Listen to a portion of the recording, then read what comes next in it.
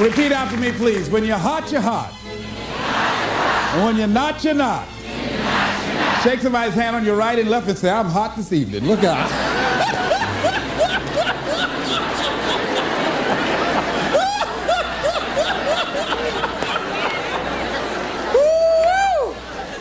Let me tell you something.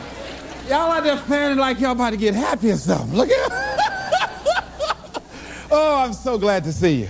Now, let me tell you what this is symbolic. We set it up just this way.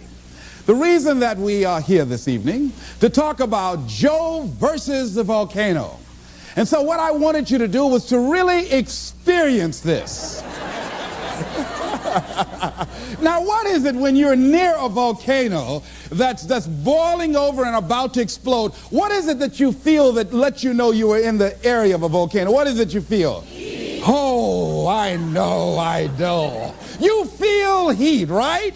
So you're going to experience this volcano because we have things in our lives, ladies and gentlemen, and because we don't handle them, because we don't deal with those things, they begin to get kind of hot. You know, you've heard the expression, boy, I'm in hot water. Have you ever heard that before? Yeah. And that means that there's something that you're in, that some dilemma that you've got to handle, something that you've got to deal with. So let's begin to look at this guy called Joe versus the volcano, and let's see what's in it for us. I took the liberty of changing some things to enable them to be symbolic for us. And Tom Hanks plays this role, and for those of you that have not seen the movie, it's about a guy who was going to work every day. It was very depressing. I mean, when you see it, I mean, the photography is very dingy looking and gray and very dim lighting, and the people are going in looking drab, doing the same old thing every day in the same old way. Some of you work with people like that. There are faces that you wish you never ever saw. Am I right? I mean, if you never saw them again, it would be too soon. Now, am I right? I'm going right, all right? So this is what was going on. This guy was going into this job where it was a dead-end job. He wasn't happy. He was miserable, and many of us can identify with that. He knew that he was capable of doing more, but he had really given up on himself. He had really sold himself out. Yeah, some of us have done that. He made a trade-off. For whatever reason, he decided to do this. That's why we can identify with him. And the volcano is symbolic of the challenges that we invariably face in life, of the problems that many of us run away from handling. And he had to handle this. And how did he come in contact with this volcano? Well, what happened was he was going to this doctor constantly. He was a hypochondriac because he wasn't living his purpose. His dream had not found his life work. He would create illnesses for himself. And so what happened in the process, this doctor decided, he set him up really. See, when you're not living your goal, you go through life living like a victim. People can set you up for anything. They can run any kind of game on you and you go for it. I had a saying when I was in radio, stand up for what you believe in because you can fall for anything. Well, Joe didn't believe in very much, including himself and his dreams, see? So he was very vulnerable. And so Joe was set up by this doctor. This doctor told him that he had a rare disease and he had 6 months to live. This disease was called a brain cloud. Oh, Cadumbo Joe went for it. He believed it. But you know something? It changed his life. It changed his life. And so he was told, look here, you don't have long to live anyhow. The guy said, why don't you do this? I'm going to give you all my credit cards, and this way you can live like a king, and there's something I want you to do. There was a catch. There's a volcano on an island that's about to erupt. And unless somebody jumps in that volcano, sacrifice their life, these people on this island will perish. Well, your life isn't worth much if you don't have that long anyhow. So why don't you take my credit cards, all my American Express, MasterCharge, take all of them, go live like a king and die like a man. And Joe said, okay. What did he have to lose? He was going to die anyhow. And his life didn't have any meaning and value to him as it was. So this was no big sacrifice on Joe's behalf. Now that says something about us, people, human beings. That when you have not structured your life so that it can have some meaning and value for you, that you'll be willing to throw your life away into anything. See, the volcano could be alcohol. It could be drugs. It could be a job that does not meet who you are. That you go through life, you're doing it so long, you're operating in this and you're acting out that role of mediocrity for so long, you think it's you. It could be a relationship that's no longer giving you what you want and creating dis-ease in your body. It could be any kind of circumstance, like in his work environment. It was toxic. It wasn't good for him. But he didn't have the guts to do anything about it, to act on it. So therefore, it was making him miserable. And as a result, he couldn't see the beauty of life. In fact, in the movie, see, they had in the concrete, there was a daisy growing up through the concrete. But people were so caught up in the depression and the gloominess of life, they couldn't even see the daisy when somebody just stepped on it one day. They couldn't see the beauty in life. See, that's what can happen to you in life, that you can get so caught up in the misery of it and the pain and the sickness and the depression and playing a victim and blaming everybody and everything rather than taking responsibility. It will blind you from seeing the stuff out there that's really beautiful. That's what Henry David Thoreau meant when he said that most people go through life in quiet desperation. They're miserable. I have friends been married for years, live in 2 different rooms. Why would you live like that? I mean, miserable, don't even talk to each other, grumble. I think that was supposed to mean good morning. Miserable, just making each other miserable. Why live like that? People go to work like that. I said, why even show? I used to work with a guy like that. You couldn't say good morning to him before 9 o'clock. He'd look around and say, does he know me? Anybody know me? No, you don't talk to me before 9 o'clock. I don't play that, all right? I mean, there are people like, how many ever work with people that are just grumps? Raise your hand, just miserable. Why show up? Come in complaining every day. The best day on the job is when they're absent. Am I right? So this is where Joe was. So this doctor told Joe, hey man, you're going to die with this brain cloud. And you know something? All of Joe's other illnesses left. Joe decided to live. Joe decided to live his life. Now that is interesting.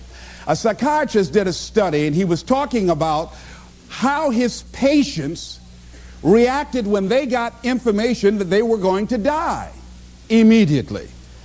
He said that many of these patients that had gone through years of therapy that should have been making decisions about their careers or about their marriage or about their circumstances, and somehow or another they were stuck and didn't have the personal power or the wherewithal or the willpower to act in their own best interests. But when they were told, listen, you've got 3 months to live or you got 6 months to live, all of a sudden these people who were initially victims or powerless, all of a sudden they started acting in their own best interests. They started living their lives. And it's amazing to me that what a paradox, that once people are told they're going to die, all of a sudden they start seeing the daisies in life. They start seeing the beauty in life. I remember it's a monologue. And it's called The Last Mile. It's a monologue about a guy who was sentenced to die in the electric chair for a crime that he did not commit. And he was pleading to the jury to understand his case. And I remember one of the parts of the monologue where this guy talking to the jury and talking to himself and going the whole gamut of emotion. And I remember something he said that struck me right now. He said, you know, he said, it's queer, ain't it? How even though life has done you wrong, somehow you still want to live. He said, you'll never again find me complaining about life is giving me a short deal. No, I just want to live. I'll take the park benches, the crumbs, anything. I just want to live. But they're not going to let me, are they? All of a sudden, this guy who before from Sloats Corner, Indiana, never really cared about life. All of a sudden, now that he knew that his life was going to be taken away for a crime that he did not commit, he wanted to live. It's a very passionate, powerful monologue. I used to read that quite often and study that. So what is it that we can begin to do? Do we have to get a pronouncement that we only have 6 months to live in order to decide to live? In order to live in a spirit of integrity? See, most of us go through life living a lie. The Platters had a song, oh yes, I'm the great pretender. What a beautiful voice. Oh, don't faint. It's okay. It's all right. It's all right. Whew. Now I hit that note, it just gives me a chill. But anyhow, that many of us go through life being great pretenders. We should get an Academy Award. Pretending that we're happy, pretending that we're content, pretending that everything's happy and gay and carried away. And that's not the way that it is. Going through life feeling that we can't do anything about our situation like Joe did. But when they told Joe he was going to die, Joe became a new person, went back to work, and a young lady he'd been wanting to talk to for a long time, he said, hey, I want to take you out.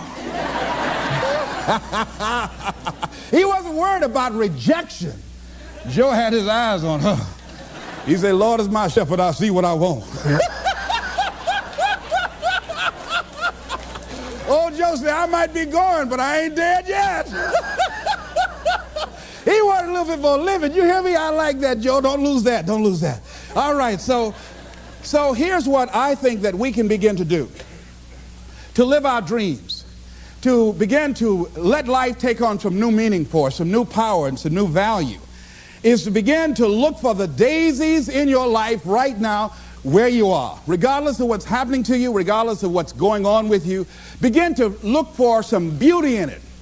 Begin to look for some lessons that you can learn from where you are and what you're going through. See, the volcano. See, when Joe jumped into the volcano, and he eventually did that with a young lady that fell in love with him, they were thrown out of the volcano and they survived. Think about that. Now, see, I think that when you decide to take a leap and you handle the challenges that you're facing, read something about fear. That's one of the things that keeps us from beginning to live life. Here's what happened. This guy, John Rogers, wrote that. He said, when people take the courage to journey into the center of their fear, they find nothing. It is only many layers of fear being afraid of itself.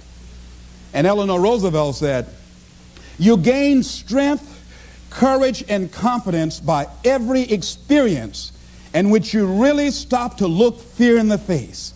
You're able to say to yourself, I've lived through this horror. I can take the next thing that comes along. You must do the thing you cannot do. See, that's what the volcano is. It is the thing that we cannot do. And because it is that, we must do that. Once fear is acted upon, the death of fear is certain. So what volcano you have in your life? Let me ask you some questions here. If you had 6 months to live, what would you do differently with your life? What would you do differently? Would you have the same job?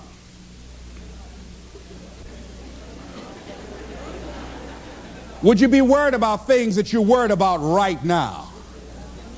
Would you have the same relationships? Would you have the same people in your life?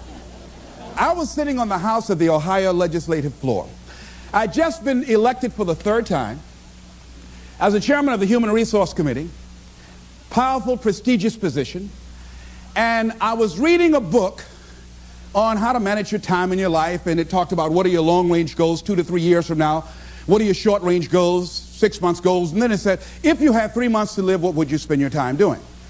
So I wrote down I would spend my time, one thing, I would resign from the legislature, I would go back to Miami, and I would buy my mother a home, something I'd promised myself that I was going to do, and I had continued to procrastinate and put all kind of reasons why I couldn't do it, and I wanted to make sure that she was financially secure, my children would be financially secure, and I would do lectures, and I would go around talking to people and working with kids.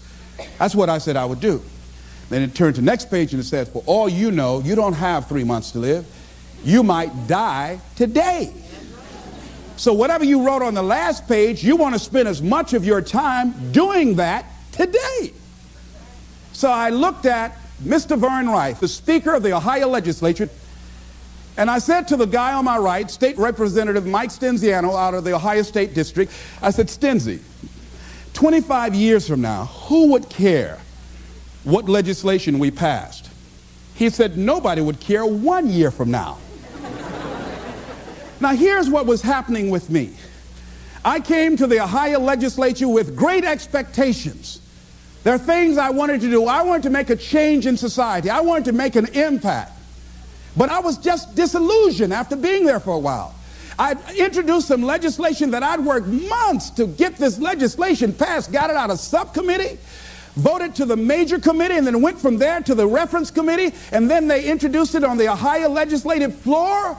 And this legislation was designed to provide protection for senior citizens and poor people who bought money orders. People buy money orders thinking that it's cash.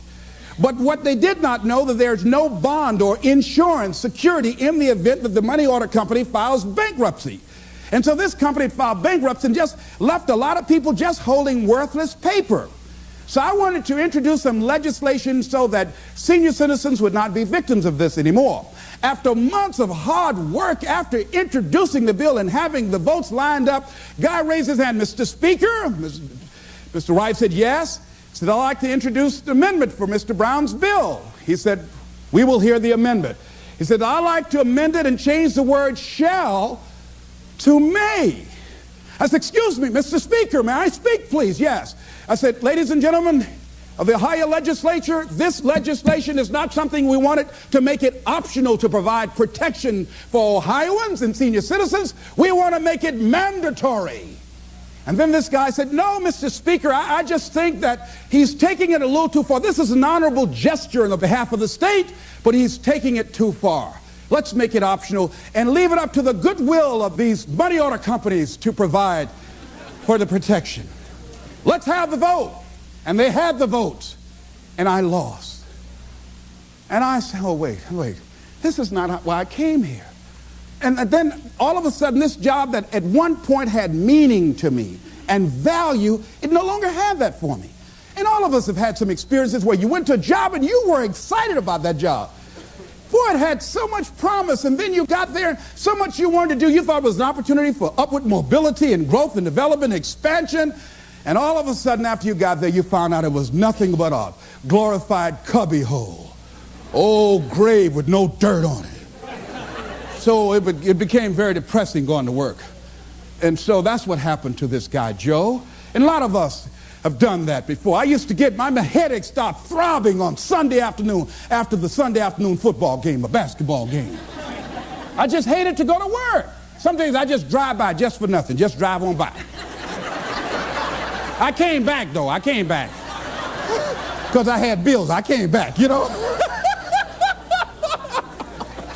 Many of us stay in relationships like that. I had a friend I was talking to. She said she was so miserable in her marriage that one day she went home. I said, when did you get your divorce, Norma? She said, she said, I went home, put the key in the door, and she said, I couldn't go in.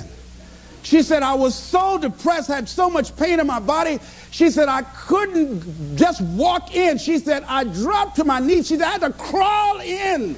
I had to crawl in the house because I just couldn't. She said, I knew then I had to get a divorce. So that was happened to Joe. And Joe decided to act on that. So what can we do? Well, here's what we can do. Wherever you are, decide that you're going to focus your time. I lost my job in broadcasting, and it was a major blow to me because broadcasting was all that I had. That's all that I knew. I'd been doing that for like 15 or 20 years, and that was my specialty. But because I was so controversial and couldn't keep my mouth closed, I lost my job. You know, and so it was a depressing time for me, and I could not find a job immediately. No one would hire me locally, and because I was good, and I would send off my audition tapes to other radio stations, program directors would hear it, and they wouldn't bring me in. I was a seasoned veteran.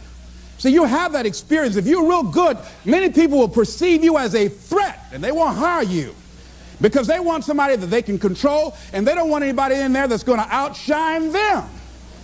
See, sometimes being good can be a liability to you. Am I right? Sometimes women have to scale down their ambitions and drive and what they can do in deference to men's egos. So what I did was, in the meantime and in between time, I started focusing on my flowers. I got into flowers. See, they say when I was a kid that an idle mind is the devil's workshop. You know that's true? See, if you don't have anything on your mind, you know your mind can play all kinds of tricks on you, you know.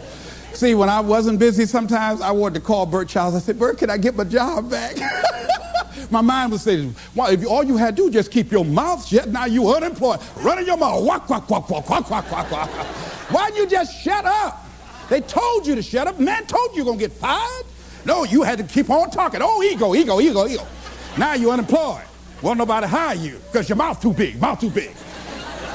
Stop beating myself up. Why didn't I shut up? Boy, you're right, you're right.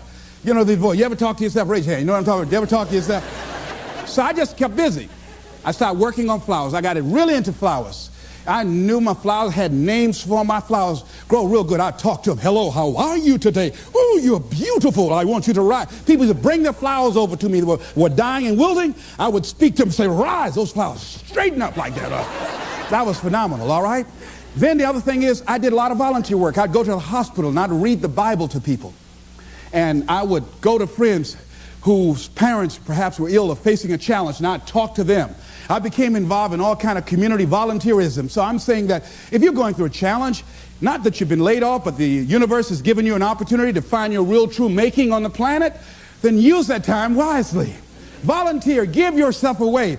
My high school teacher, Charles L. Williams, said something I love. He said, love and happiness are like perfumes. You can't sprinkle it on others without getting a few drops on yourself. Isn't that beautiful? See, what you give is what? What you get. All right, repeat after me, please. I'm going to give my life away. Because what you give is what you get. Shake somebody's hand on your right and left and say, share some happiness.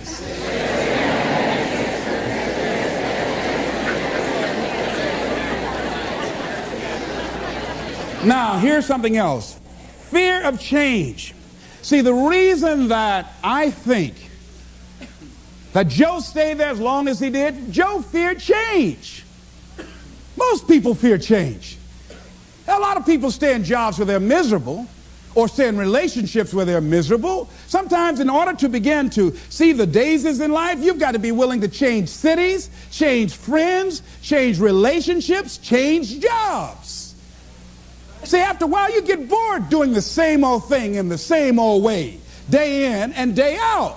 Human beings were designed to achieve. And when you're not on a path of developing your greatness and growing and being more productive and being more effective, then your life literally becomes depressing, just like Joe. So Joe was resisting change. And as a result of resisting change, Joe made some trade-offs. See, this psychiatrist talked about the fact that these people who had been on his couch for months and years not being able to make decisions about things, but when they found out that they were dying, they got up and started making all kinds of decisions. They decided no longer to sell out. And you know what happened to me when I lost my job? You know what I think it was, what life said to me more or less? Les Brown, you know you can do more than what you're now doing. Les Brown, you have sold out. Les Brown, go home.